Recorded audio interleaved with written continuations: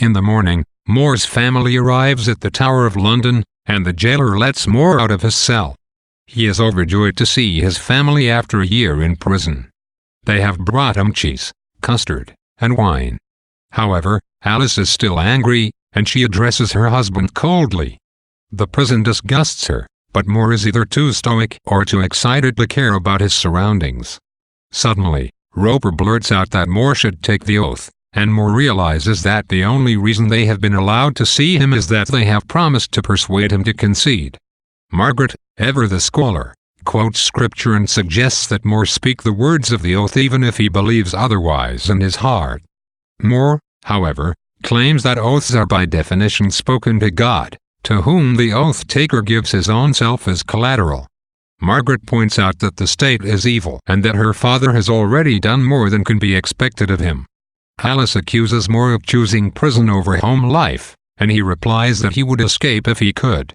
Margaret goes on to describe how miserable they are without him. The jailer returns to give the visitors a too-minute warning.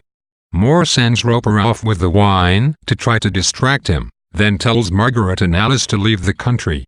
Moore figures he will not be allowed to see them again anyway. Turning his attention to the food they have brought, Moore compliments Alice's custard and then her dress, but his comments only make her more angry and upset.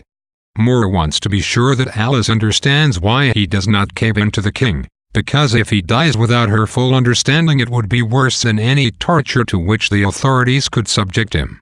She replies that she does not understand, that she does not think all this had to happen, and that she suspects she may resent him when he is gone. Moore breaks down, insisting that she must understand.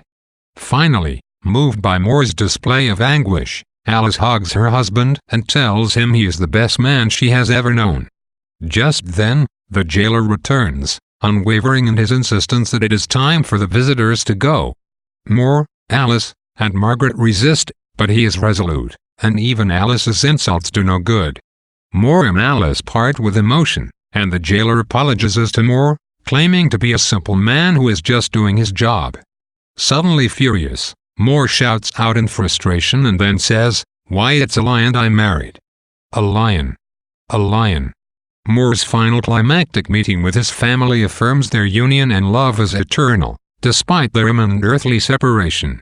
In particular, Moore's encounter with Alice resolves their previous conflict and acts as a kind of rejuvenating redemption just before Moore faces his accusers. In an earlier scene, Moore points out to Margaret and Roper that he must fight death as long as he can escape it in good conscience, and when he no longer can do that, he will know that God has willed him to die.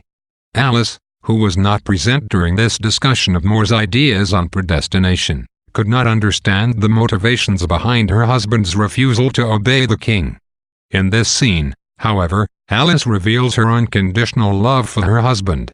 Even though she does not seem to recognize why Moore does not give in to Henry, she shows that she understands that her husband's actions are rooted in his faith in God when she says, "God knows why, I suppose."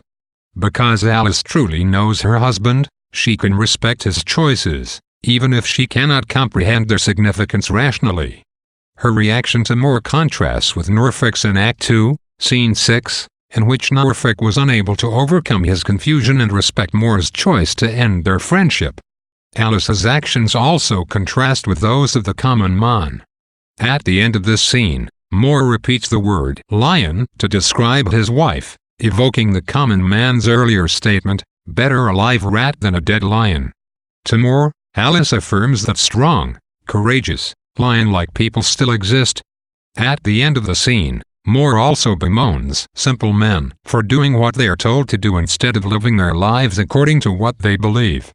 Most of the characters in the play, and in particular those the common man plays, are included in Moore's indictment.